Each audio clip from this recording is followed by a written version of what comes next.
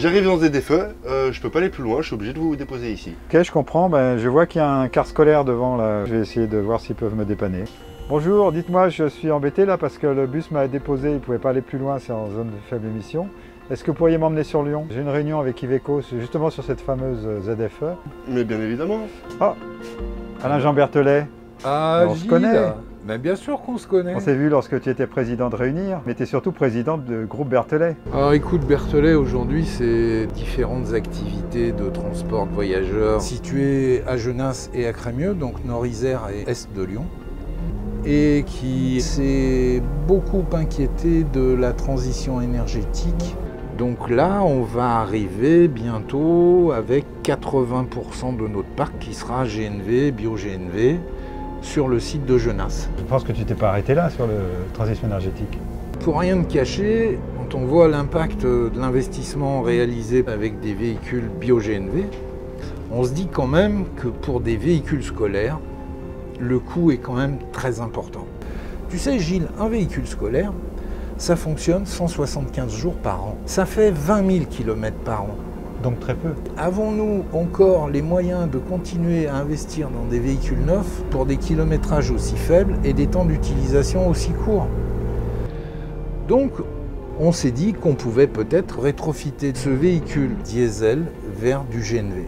Alors c'est quoi un rétrofit de véhicule? Eh bien, un rétrofit du véhicule, c'est simplement changer la motorisation et l'alimentation en carburant. Donc, nous installons un moteur gaz et des bonbonnes de gaz dans un véhicule qui est un ex-véhicule diesel. Tout ça part d'un bon sens qui est de dire arrêtons d'imaginer qu'on ne puisse fonctionner qu'avec des véhicules neufs. Donc on a trouvé aussi des gens compétents en rétrofit GNV qui sont le CRMT. Je les connais, mais ça serait intéressant d'aller justement en discuter avec eux. Eh ben écoute, ça peut pas mieux tomber, on va t'y emmener, c'est pas très loin.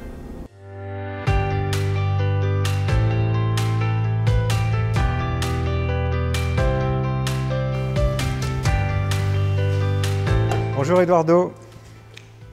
Oh Gilles, bonjour. Quelle surprise. J'ai entendu parler d'un projet très intéressant qui te concerne.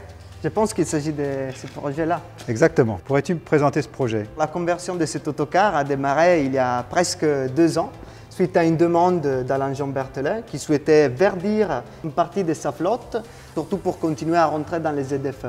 Concrètement, quel a été le rôle du CRMT dans ce projet? Donc pour résumer les travaux réalisés, nous avons démonté les moteurs Euro 5 diesel pour ensuite intégrer un moteur neuf Euro 6 GNV. On a utilisé les soutes à bagages qui dans le cadre du transport scolaire ne sont pas utilisés comme emplacement pour intégrer les réservoirs du bio-GNV.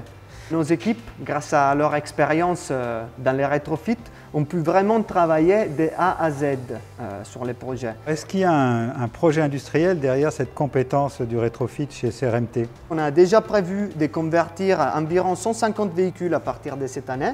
Ce premier autocar n'est que le début de notre aventure industrielle. Iveco Bus est associé à ce projet. Il se trouve que je vais rencontrer Jean-Marc Boucheret et donc je vais lui demander quel est le rôle qu'a joué Iveco dans ce projet qui est quand même plein d'ambition. Merci Eduardo. Merci à vous. Salut Jean-Marc. Bonjour Gilles. Alors, je viens de faire une formation accélérée sur le rétrofit d'un véhicule diesel vers le GNV, Ah oui. en particulier celui de transport Berthelet. Alors justement, quel est le rôle que vous jouez dans des cas comme celui-ci? Je dirais que c'est un rôle de conseil pour voir la solidité du dossier technique et des partenaires, la pertinence du business model. Et dans le cas présent, nous avons donc fourni le moteur et son échappement et toute une série de composants spécifiques au GNV pour ce véhicule-là.